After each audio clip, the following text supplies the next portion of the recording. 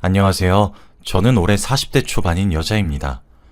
지금 결혼 약 14년 차이고 저희 집은 딸 부잣집이에요. 얼마 전 저희 집안의 분위기를 180도 바꿔놓은 역사적인 날이 있었는데요.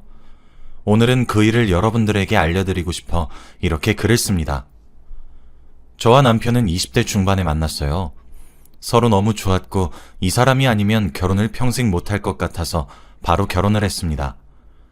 연애 기간은 다른 평범한 부부들에 비해 짧은 편이었지만 저는 아직까지도 후회는 없어요.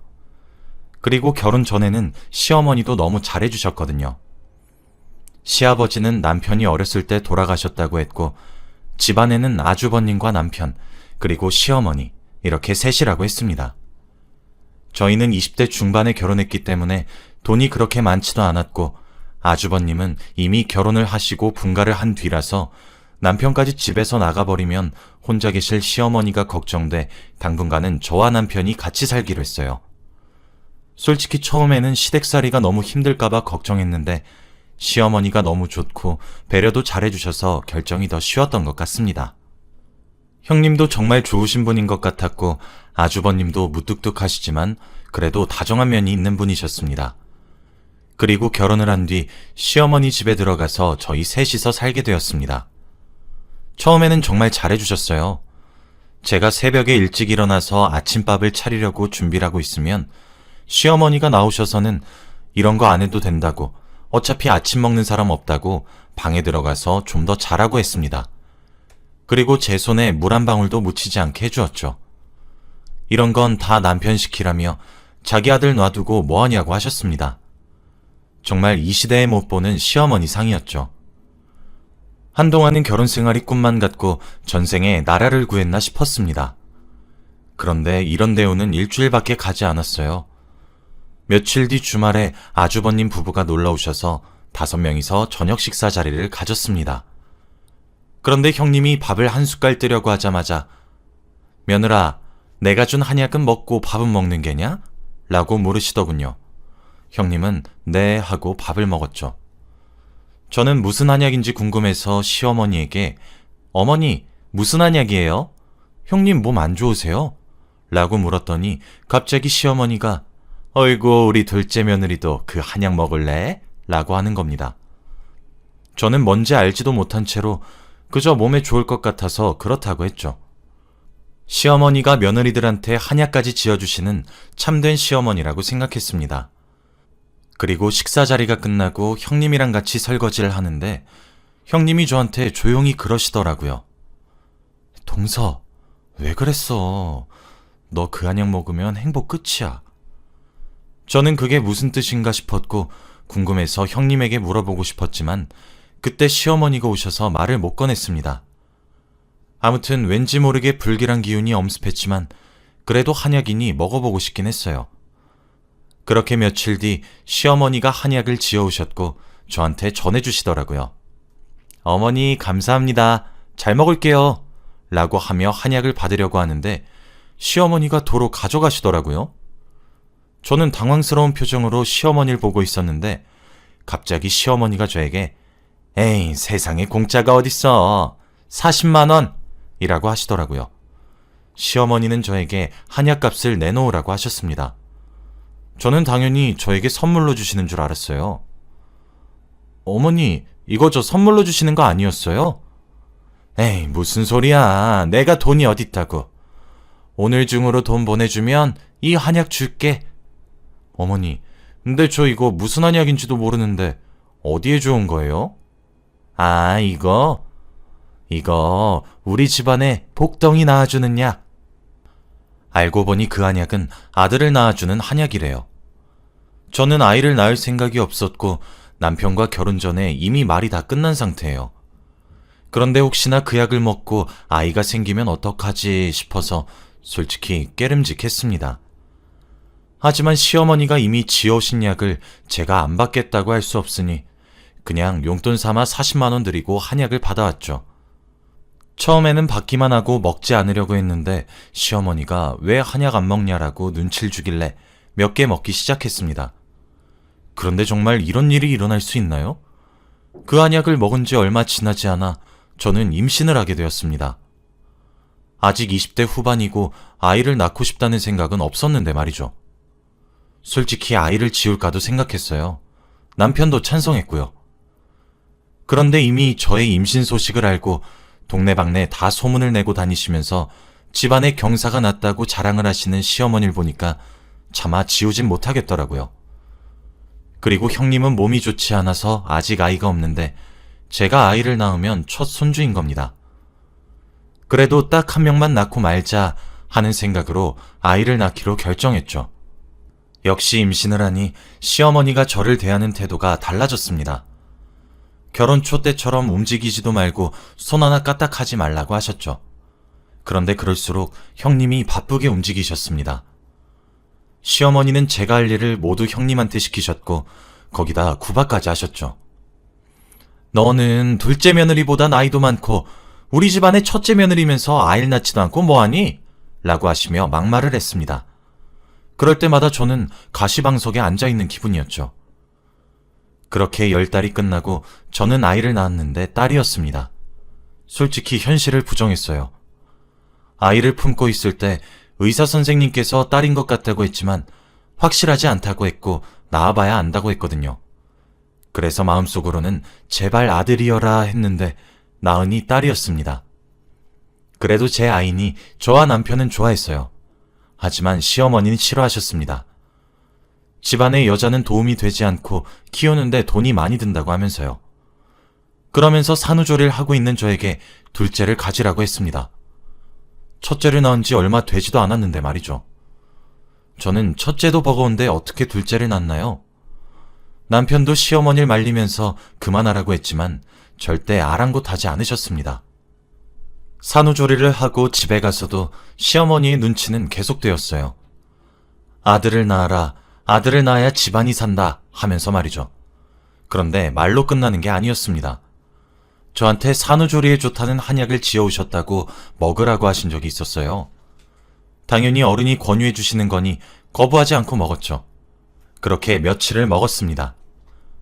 그런데 어느 날 몸살 기운이 있어서 병원에 가보니 대뜸 임신이라고 하더라고요. 정말 놀라서 당황스러움의 연속이었습니다.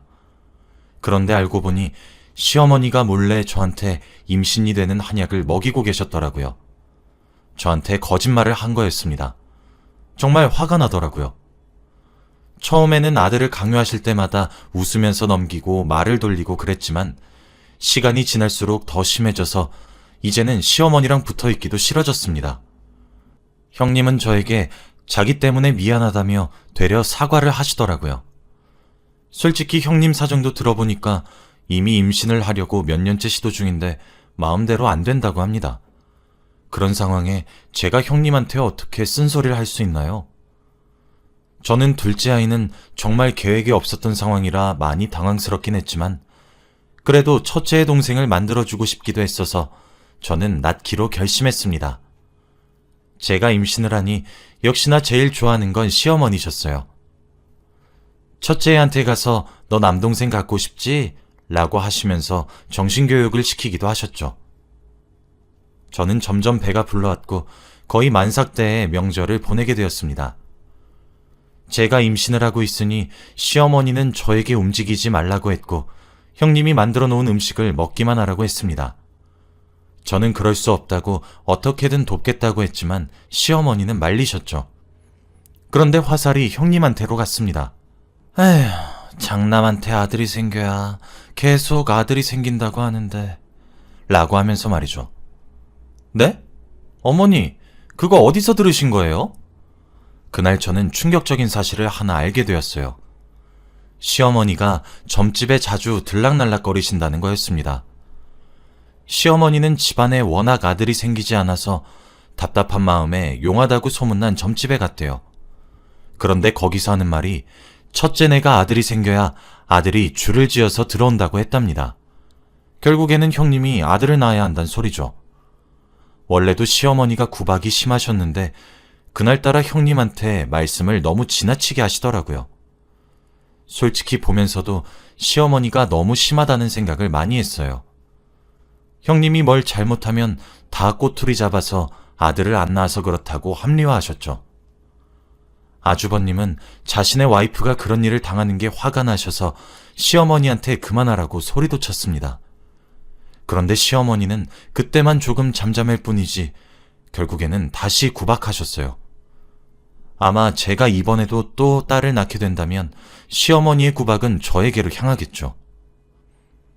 제가 만삭일 때 시어머니는 형님에게 정말 많은 아들 강요를 하셨습니다. 시어머니는 점집에 맛을 들이셨는지 일주일에 한 번은 꼭 가셨어요. 불교지만 말이에요. 점을 보러 가도 안 되고 형님을 데리고 점집에 가도 임신이 되지 않았죠.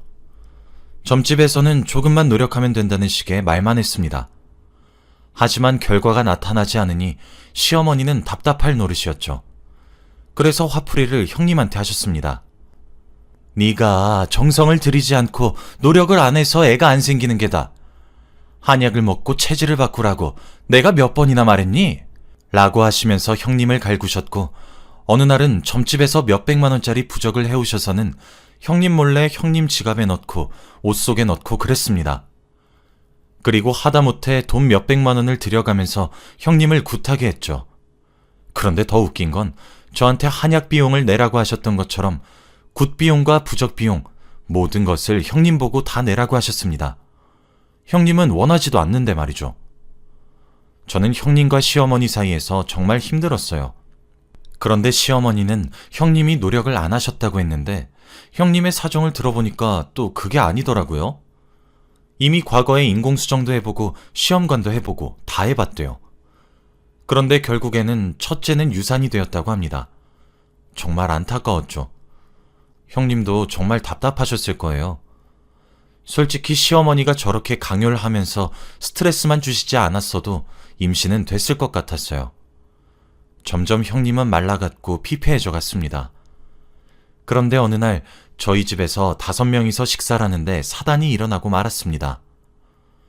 그날 집안 분위기가 며칠째 좋지 않으니까 저희 남편이 기분도 풀 겸 비싼 술을 들고 왔어요. 그렇게 저 빼고 다 같이 한 잔, 2잔 걸치면서 기분이 좋아지려고 하고 있었습니다. 그런데 시어머니는 술 때문이신지 언성이 높아지셨고 결국 형님의 머리채를 잡으셨습니다. 야, 네가 며느리가 맞냐? 아들도 못 낳고 한 게 뭐가 있냐? 이렇게 못 낳을 줄 알았으면 결혼 안 시켰다. 형님도 그때 술을 몇 잔 걸치노라 조금 취하셨는지 처음으로 시어머니께 언성을 높이셨습니다. 어머니, 저도 임신하고 싶은데 마음대로 안 되는 걸 어째요? 그래도 지금까지 어머니가 하라는 대로 다 했고 저도 많이 노력했다고요. 저 더 이상 이런 집에서 못 살겠어요. 저 이 사람이랑 이혼하고 이 집에서 나가겠습니다. 며느리 안 할 거라고요. 형님은 이 말을 뱉으시고 집을 나가셨어요.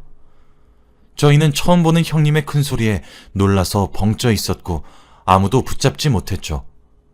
그렇게 형님은 며칠 동안 들어오지 않으셨습니다. 그리고 얼마 뒤 이혼을 했어요.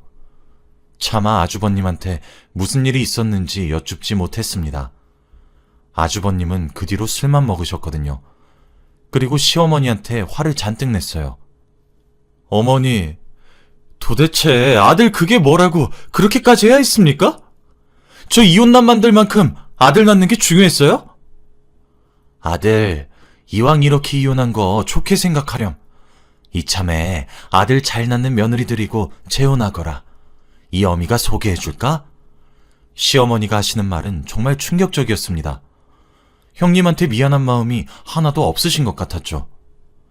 시어머니의 그런 모습 때문에 아주버님은 더 망가져 가셨고 결국 알코올 중독자가 되셨습니다. 직장도 못 나갔고 결국 집에서 술만 드셨죠. 그동안 저는 아이를 출산했는데 정말 하늘의 장난인 건지 또 딸을 출산했습니다. 놀라긴 했지만 싫진 않았어요. 저는 딸이 좋았거든요. 그런데 시어머니는 이제 형님이 없으니 저를 갈구기 시작했습니다. 얼마 전 형님한테 했었던 것과 똑같이 말이죠. 이제 딸을 둘이나 낳았으니 세 번째는 무조건 아들이라며 아들을 낳자고 하시더라고요. 그러면서 부적도 몰래 숨기셨고 저한테 점집에 가자고 했습니다. 굿을 하자고 몇백이나 드리자고 했는데 솔직히 그렇게까지 돈을 들여가면서 아들을 낳고 싶지도 않았어요. 저와 남편이 말려봤자 소용이 없었습니다. 저는 형님과 다르게 싫은 건 싫고 좋은 건 좋다고 확실하게 말하는 성격이라 시어머니가 구슬하러 점집에 가자고 몇백만 원 들고 오라고 하면 싫다고 거절했어요. 그런데 그럴수록 시어머니는 더욱 엄해지시더라고요. 저는 이런 상황이 너무 힘들고 괴로웠습니다. 솔직히 저와 남편 둘 다 맞벌이인데 딸 둘을 키우는 건 정말 힘들거든요. 그런데 거기다가 셋째까지 낳으라뇨. 시어머니의 아들 욕심 때문에 저희가 피해를 보는 건 너무 억울했습니다. 괘씸해서라도 아들을 낳아주고 싶지 않았어요. 그런데 어느 날 갑자기 저한테 시어머니가 한마디 하시더라고요. 늘 강압적으로 어디 가자 뭐 하자고 명령조로 말하셨던 분이 갑자기 제 손을 잡으시더니 불쌍한 눈으로 저한테 내가 어제 용하다고 하는 점집을 갔는데 집안이 잘 안 되는 게 아들이 없어서라고 하네. 내 남편이 일찍 죽고 우리 첫째 아들이 알코올 중독자가 된 것도 아들이 없어서래. 그리고 다음은 네 남편인 둘째 아들 차례라고 빨리 아들을 낳아야 한다고 하더라. 너도 네 남편이 망가지는 걸 보고 싶지 않지? 그러니 얼른 우리 아들 낳자, 응? 너도 네 남편 얘기니까 거절하지는 않을 거 아니니? 라고 하시더라고요. 집안이 망하는 게 어떻게 며느리 탓인가요? 솔직히 저는 점집 하나도 안 믿습니다. 그런데 시어머니는 거의 맹신 수준이니까 너무 답답했죠. 그러면서 마지막으로 구슬하러 가자고 하더라고요. 저는 대충 얼머부리고 얼른 자리를 떴습니다. 집 밖으로 나와서 가장 친한 친구를 불렀어요. 그리고 제가 겪고 있는 이야기를 다 말했습니다. 시어머니가 아들 낳기를 원하셔서 구슬하러 가자고 한다면서 말이죠. 그런데 친구는 곰곰이 듣다가 저한테 근데 그거 내가 도와줄 수 있을 것 같은데? 라고 하더라고요. 저는 의외의 답변이 친구한테 나와서 굉장히 놀란 목소리로 왜? 어떻게 도와줄 수 있는데? 라고 했죠. 그런데 친구가 하는 말은 정말 놀라웠습니다. 친구의 직업은 배우예요. 무명 배우긴 하지만 제가 봤을 때 정말 연기를 잘하는 친구죠. 그런데 친구는 자기가 점쟁이인 척 연기를 해주겠다고 하는 겁니다. 그리고 제가 시어머니한테 여기가 그렇게 용한 곳이라고 꼬셔서 자기 집에 부르래요. 그러면 자기가 다 알아서 말해주겠다고 하면서요. 저는 이게 과연 될까 하면서 속는 셈 치고 친구의 말을 믿기로 했습니다. 지푸라기라도 잡는 심정으로 뭐든 해봐야 했거든요. 친구는 자신의 집을 점집처럼 꾸밀 수 있게 3일만 딱 시간을 달라고 했고 저는 알겠다고 했습니다.